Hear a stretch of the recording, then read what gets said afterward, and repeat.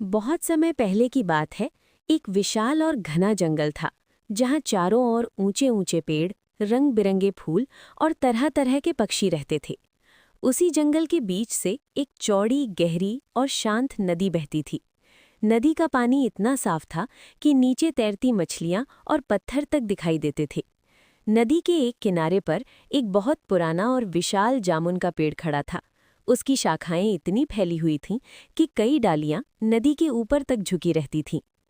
इसी जामुन के पेड़ पर एक चतुर, समझदार और खुशमिजाज बंदर रहता था।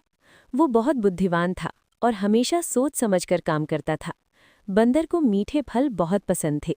हर सुबह वो ताज़े जामुन, आम और अन्य फल खाता और फिर पेड़ की डालियों पर उछल कूद करता।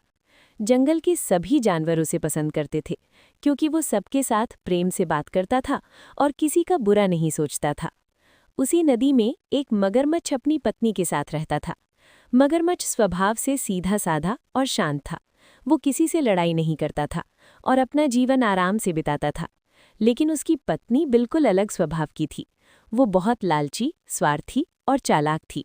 उसे हमेशा दूसरों की चीजें चाहिए होती थीं और वो कभी संतुष्ट नहीं रहती थी। एक दिन मगरमच्छ नदी के किनारे धूप सेंक रहा था। तभी उसकी नज़र जामुन के पेड़ पर बैठे बंदर पर पड़ी। बंदर मीठे मीठे जामुन खा रहा था और कुछ फल नीचे नदी में गिर रहे थे। मगरमच्छ ने जब उन जामुनों को खाया तो उसे उनका स्वाद बहुत ही अच्छा लगा। उसने पहले कभी इतने स्वादिष्ट फल नहीं खाए थे। बंदर ने मगरमच्छ को देखा और मुस्कुराकर कहा, मित्र, अगर तुम्हें जामुन पसंद आए हों तो रोज यहाँ आ जाया करो। मैं तुम्हें और फल खिलाया करूँगा। मगरमच्छ बहुत खुश हुआ।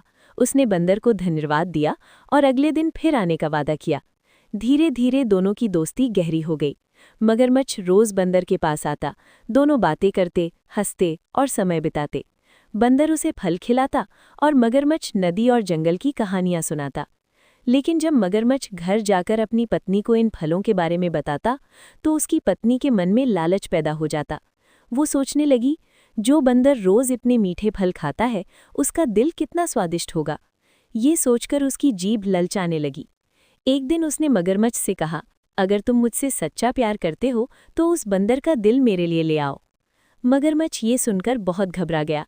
वो बंदर को अपना सच्चा मित्र मानता था। उसने अपनी पत्नी को समझाने की कोशिश की लेकिन वो नहीं मानी।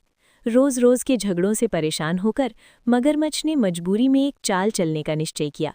आगे कहानी में क्या हुआ देखने के लिए वीडियो को लाइक और चैनल को सब्सक्राइब करें। पूरी कहानी का लिंक डिस्क्रिप्शन में है।